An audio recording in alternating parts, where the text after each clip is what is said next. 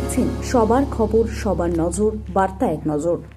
আজ ফলতায় পুনর্নির্বাচন হচ্ছে কঠোর নিরাপত্তার মধ্যে দিয়ে। সকাল থেকে কঠোর নিরাপত্তার মধ্যে দিয়ে পুনর্নির্বাচন চলছে। আর সে কোনো নির্বাচনের দিনই গেরুয়া আবির নিয়ে জয়ের খেলায় মেতে উঠলেন দেবীপুর অঞ্চলের সাধারণ মানুষ থেকে শুরু করে বিজেপি কর্মী সমর্থক। বলছি এখন তো ভোট বাকি আছে, তার আগে আমি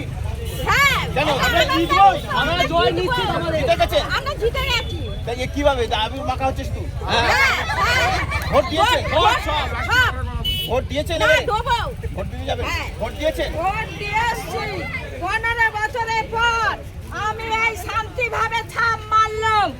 আমার ঘর দেখে আসো, কোনো দিনের জন্য একদিনও ইনকোয়ারিও যায়নি, দেখেনি যে এই ঘরটায় জল পড়ছে।